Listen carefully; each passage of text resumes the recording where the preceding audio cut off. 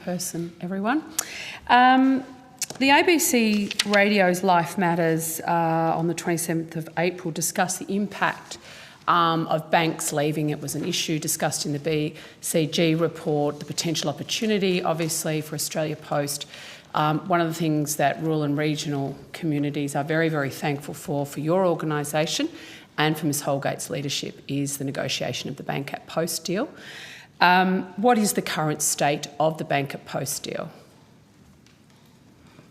The current Bank at Post deal is still valid, and negotiations are currently underway for the purpose of renewing it. I'm not sure the exact details. Obviously, as a board, we're not involved in those negotiations, but the intent is to renew those The intent deals. is to renew. So Absolutely. You can guarantee, I mean, there's a lot of, yes, we've got the substantive issues. We've also got this inquiry and Ms Holgate's exit causing a lot of angst out in communities. So to hear the board last week stand up for rural and regional Australia, especially Mr McIver, but also the Bank at Post deal and your commitment to renegotiating that Absolutely. deal. Unequivocal. And those, my understanding, those negotiations are taking place and there's nothing untoward coming out that warrants any concern on that front. We've heard a lot about core business. We know we've got the Cobb & Co. Australia Post Act, where we get a letter every day. We probably have to, have a convoluted process to put a price on a stamp. We are in the 21st century. What discussions are the board having around increasing the scope of core business for Australia Post to include parcels? Parcels is our core business today. Certainly our regulatory environment puts letters front and centre. Correct. That has been our historic reason for being. But as I said in my opening statement, those letter volumes are declining at a fast rate, certainly over the last decade, accelerated dramatically last year because of COVID. Our parcel business has been growing, again, because of COVID, accelerated dramatically last year. To put it in perspective, something like 300 million letters less delivered last year than the prior year, 100 million additional parcels delivered more. So the growth is on the parcel side? Growth on the parcel side, and 80%, mostly made up of parcels, let me say, of our revenue is revenue that we gain in a competitive marketplace. In other words, we don't have a monopoly. We are competing in the commercial space. So our focus has been for some time, and further reinforced at the moment, given the acceleration of these trends, to ensure we have a viable, profitable, successful parcel business. That's good news. So when the government, the shareholder ministers commissioned the BCG review, and one of the terms of reference was the regulatory environment that Australia Post operates within, was there any discussion or suggestions that we should be updating the regulatory environment you operate in to include your everyday core business as of the 21st century? And if not, why not?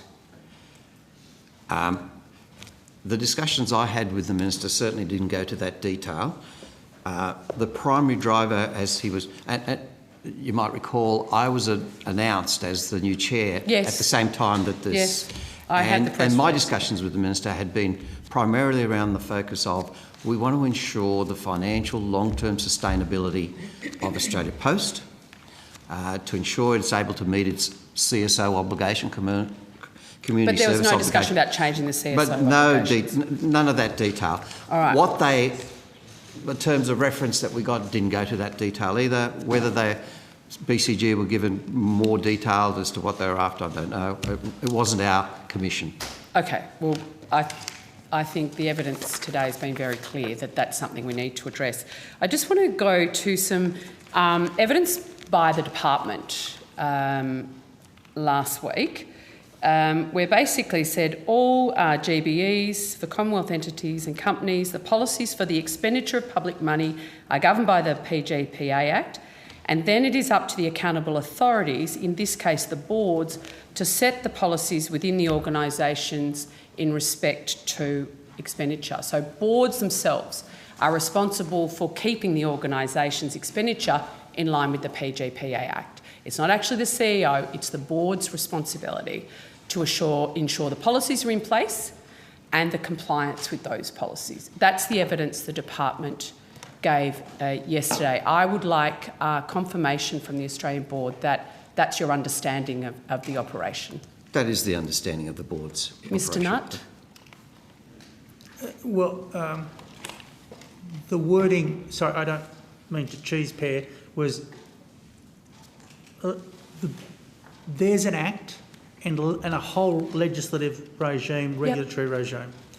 Yes, as the Chair's just indicated, the board sets the policies, but the obligation is the principal legislation, and the regulations don't disappear because the board sets policy. So it sets an environment, and the CEO and the other staff respond to that environment, bearing in mind the CEO themselves are on the board.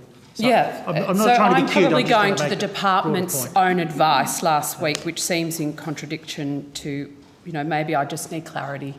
The governance and oversight requirements, this is a quote from the department, for government businesses enterprise require the boards to put in place codes of conduct, in particular that govern, among other things, expenditure on gifts and received gifts and benefits for employees within the organisation. So you're all nodding.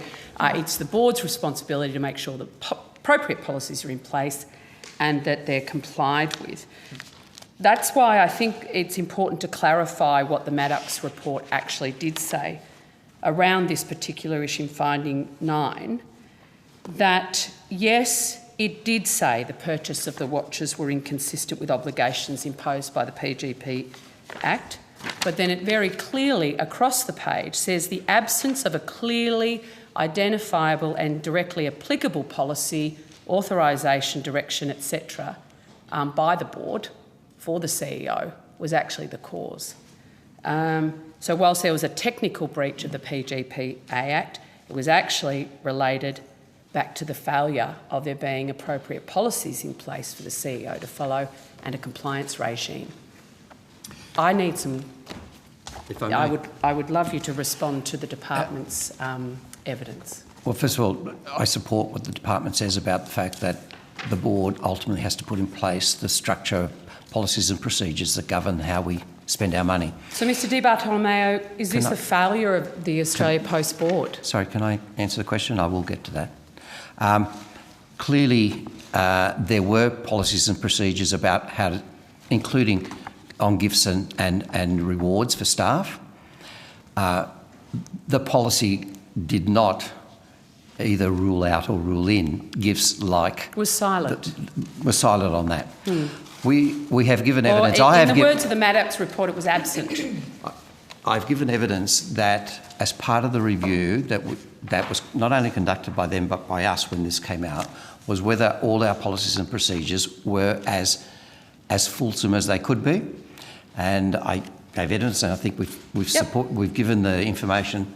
32 actions were taken that enhance those boards' obligations. One of them, for instance, if I could pick an example that relates to the chair, was that in fact the CEO's expenses should be approved by the chair, which is normal practice for myself and other boards that I chair. In Australia Post, the practice had been that the CEO's expenses were approved by the CFO. Yes, inappropriate. We've got this evidence. But there has been a lack of clarity about where the responsibility lay. And it actually took Ms Holgate to lose her job for the board to become aware of the failure around its responsibility to put these sort of policies and compliance regimes in place, because we're talking let me 2 correct, years let me later. correct that. Let me correct that. We started taking action on those things well before the resignation letter on the 2nd of November. In When fact, did you start taking action? Almost immediately. The 23rd Of October, the next day. No. And when were the watches purchased? Oh, they were purchased back in 2018. That's my point. That is my point. It's only because somebody was stood down. It was because she lost her job that you bothered to look over your responsibilities I'm under sorry, the PGP she did not lose the job when we Act, started doing that. And These watches were purchased 2 years ago, and in Mr Nutt's own words, if he had been running the show, it would never have happened. So the board failed in its obligations under the PGPE Act to set up a regime that would seen this never to have happened, and for Ms Holgate to have never had to go through this. Is there a question? No, there's no question. Thanks, Senator McKenzie. Can I just clarify something? There was an adverse finding made against the board by the Maddox report. Yes. Sorry, could you please refer to which part of the report? I think it's It's finding 9. Finding 9, Part A, B, C and D. So everyone's very cute and they quote the purchase of the cardio watches was inconsistent with the PGPA Act. Turn the page. Then, Mr McDonald, you weren't So- aware of that finding? No, so what I wanted No, to you add weren't was... aware. Hang on. Sorry. I'm not sure that's a Yes, fair representation. That's not what I Mr said. McDonald, are you aware of this finding? I'm aware of that finding, Okay. but what I was seeking to do was clarify the way in which it was being referred to. So paragraph A talks about the absence of a clearly identifiable and directly applicable policy issued by the board that supported the expenditure. That's related to finding 7 that also talks about the board not having issued a reward or recognition policy that would support reward or recognition of executive Silent. performance through the provision of watches. So, Didn't say it wasn't able to be so done there was not a policy that explicitly supported the purchase of watches for the purposes of reward. As part of the work that's been done subsequently, the 32 actions and work subsequently, there is now a reward and recognition policy that is explicit about the limit of an amount McDonald. payable as a reward. Mr McDonald, has the full board been educated on the failures?